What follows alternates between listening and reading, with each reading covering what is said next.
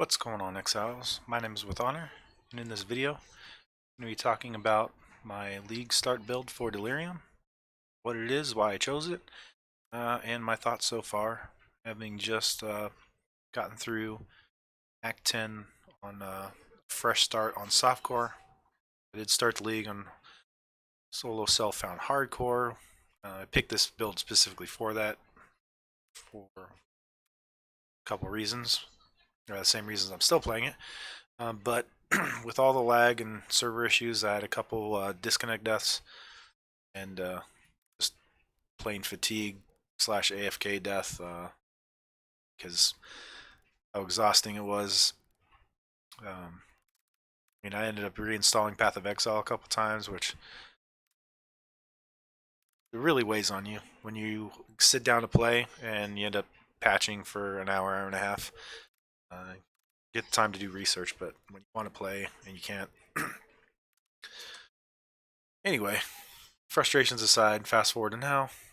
I decided to just play on softcore, so in case I have one of those unfortunate deaths, I can keep going and not lose all the progress that I had.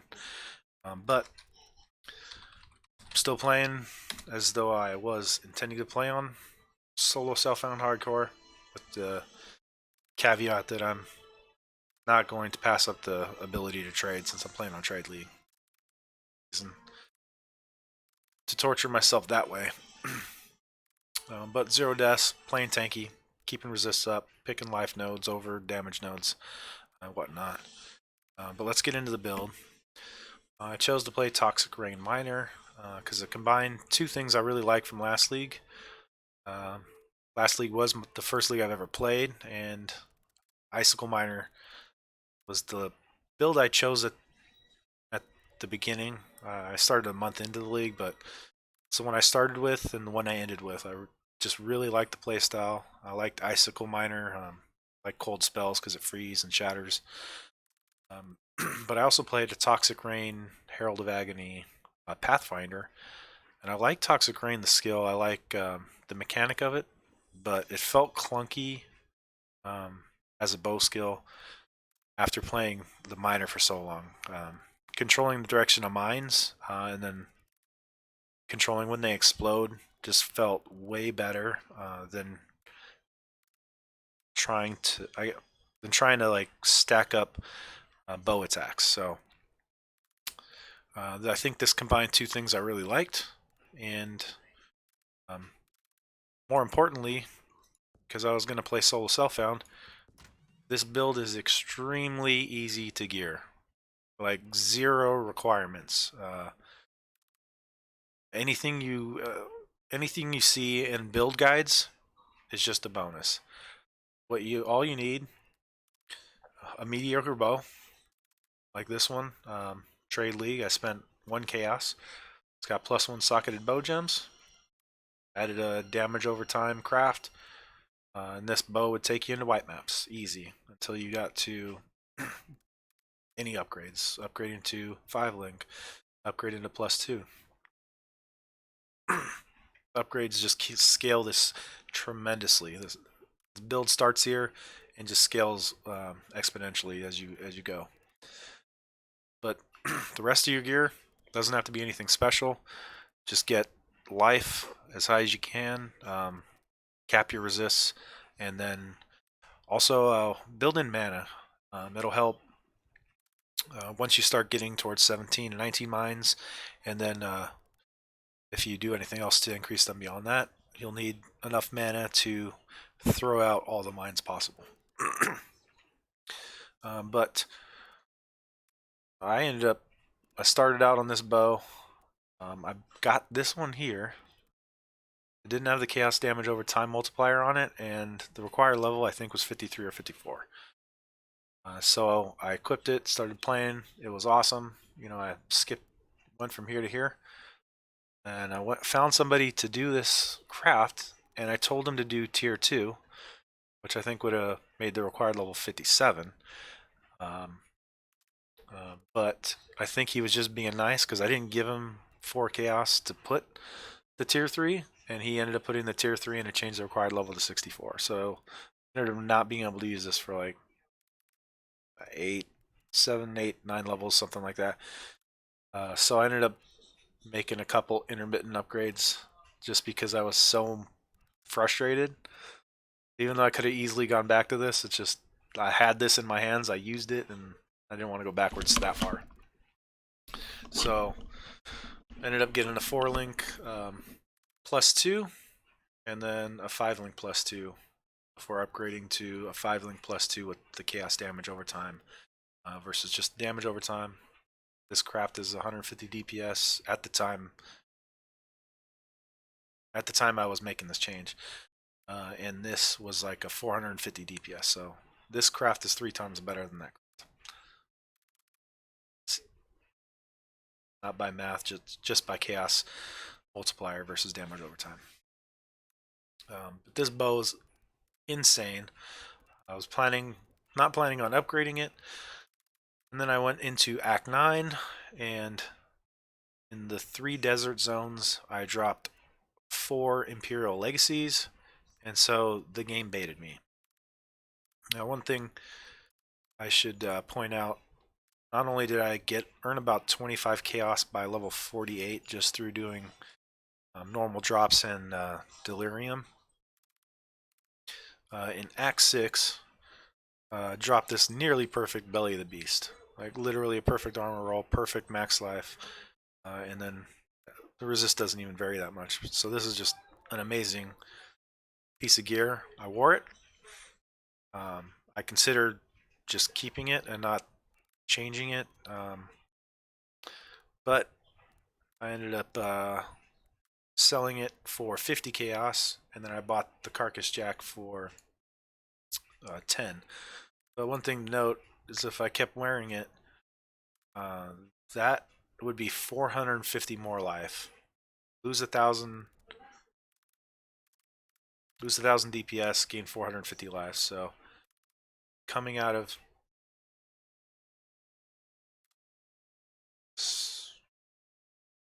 oh, I was messing around with the tree. Coming out of Act 10, I would have had over 3,600 health, which is insane.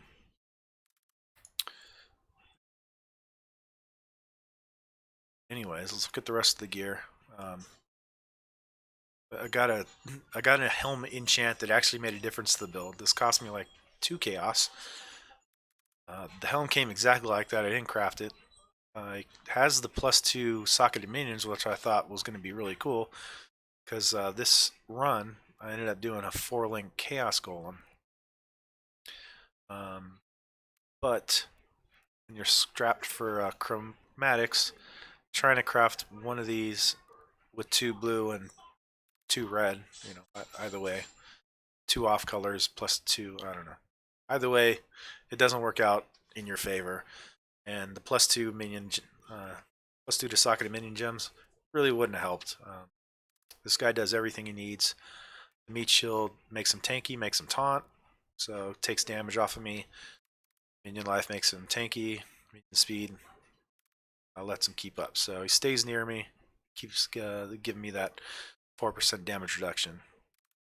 But a 4-link golem costs a lot, 114 mana, but I was almost always able to keep my mana higher than this cost by crafting mana anywhere I could, or making sure each piece of gear had some mana on it.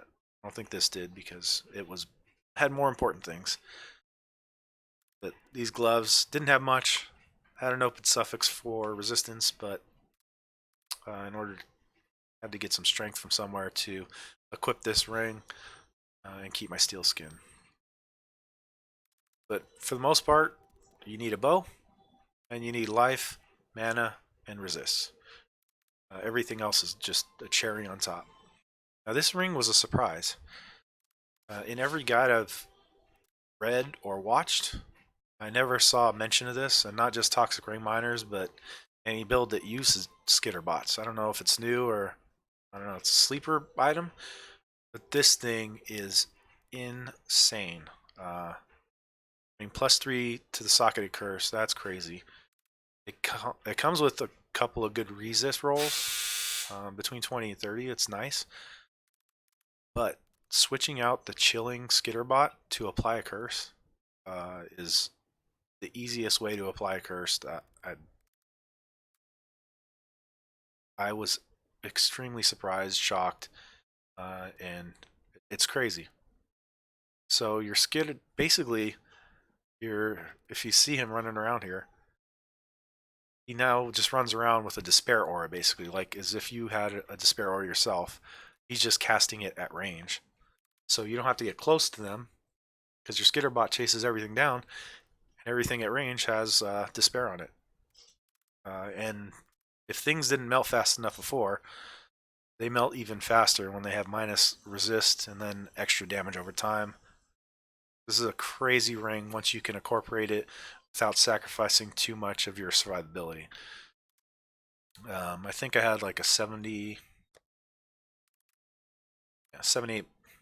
life ring. This is the ring that I replaced, another socketed ring. So this held my Skitterbots, which is now sitting up here. This faster casting was because didn't have any chromatics to like recolor stuff.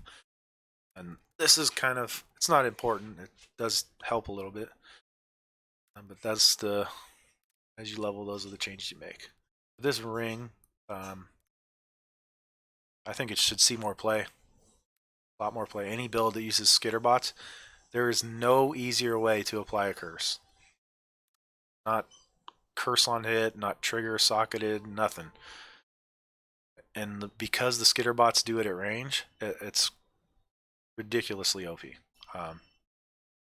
Yeah, so find a way to work this in. Boots 2 Chaos because it has the 6% chance to dodge spell hits. I do have Phase Acrobatics, so stacking up that dodge just for the extra survivability. The 40 Chaos Profit bought me this belt and this gem. This was 16 Chaos total. Just a good life, good resist, open suffix, and then a jewel that has 4 usable affixes: life, damage over time, resist, and movement speed. So this is so easy to gear. You don't need a carcass. This is a luxury. Extra area damage, just good. Which works well once you start adding in extra arrows, either through corrupting your quiver, corrupting your bow, or the different helmet enchant. Which getting the extra arrow, the bases I saw were only 45-50 chaos, so that's going to be the bow is a pretty costly. So between upgrading these two, those are going to be the 2 expensive ones. Everything else, several chaos is going to be big upgrades, and then start getting maybe into exalt gear. But this build is so easy to gear. That's probably the number 1 reason I chose it. Number 2, fun to play, like the skills. Going into the tree, that's all I want to talk about with gear. The tree, again, this build is extremely flexible. There's so many ways to do this, and everyone who has a guide has a different path, has a different selection.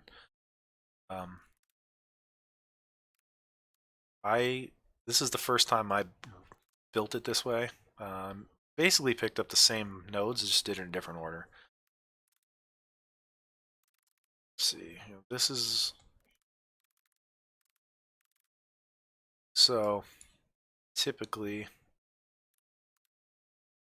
my test runs, my first 3 runs when the league started, I went this way. Came across, went up and got growth and decay, got this, went and got life, chaos, down, grab these. This is much later. Grab life, come down, grab damage, grab life, acrobatics, come across more damage, life, chaos, area damage, pick up efficient explosions. Around the time you do the second lab, because you'll pick this up generally around the time you might be switching to a 5 link. So these 2 combined will usually drop your mana reservation per mine from 4 or 5 to 3 or 4, which depending on your leftover mana can actually be a big deal. Yeah, this is basically pick up this last because um, the extra mines aren't really necessary. Even on Katava, they're not really necessary, but they'll help you melt them. When you have time to get all 17 down, it does do extra damage. And then eventually you can pick up um, 2 more here. So I'll give you 19. Add in minefields, 23, throwing 5 at a time. And then looking at notables. It's the mines. Traps and mines. Grab another 2 to have 25 total. Throw 5 at a time. Seems pretty insane.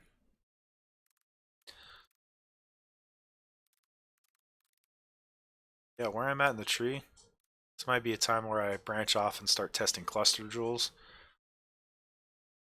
Definitely want to get more life. Grabbing this wheel here in either build. It's the actual build. Yeah, I was already working my way down here, but then starting maybe testing cluster jewels up here. It's the only place you really want to build. This mana is actually useful versus projectile damage down here.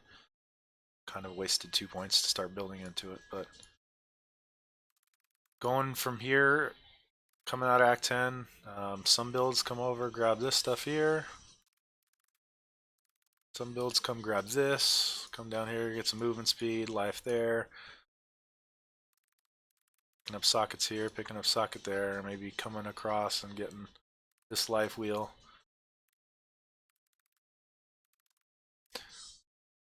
Build I saw came down here, grab this life wheel and this damage. So there's so many ways to do it. I've messed with them all.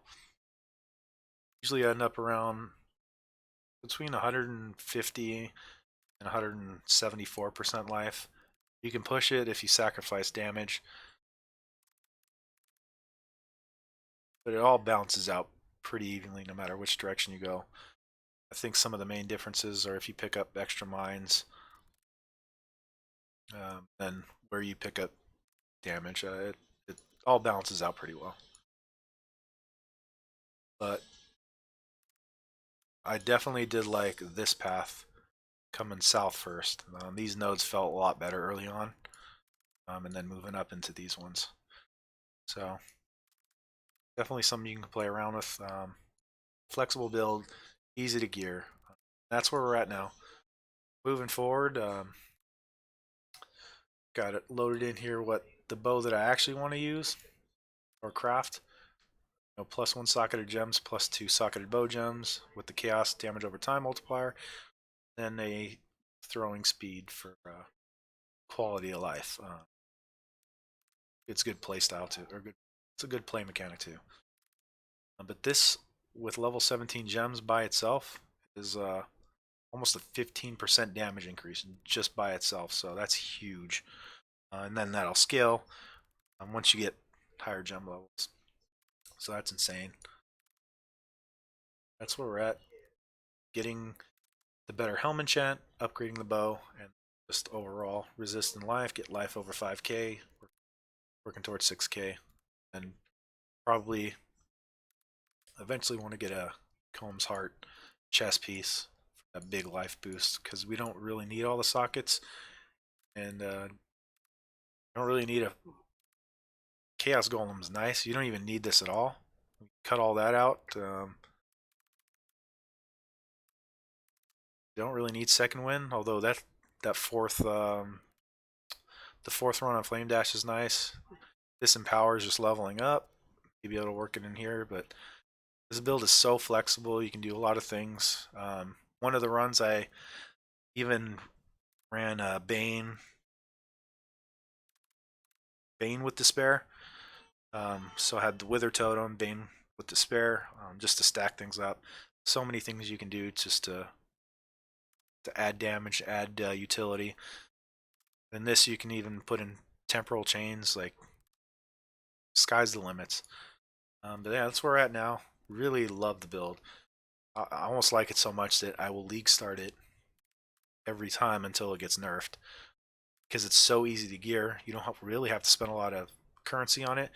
You can save that currency to work on other builds. So yeah, fun stuff. If you have any questions, um, message me in game. It's with honor. TR Mines, same username as YouTube. Or comment on the video. I'll definitely read it and comment back. So thanks for watching. Catch you next time when I have an update on the build after I've progressed the Atlas and upgraded my gear some. Take care.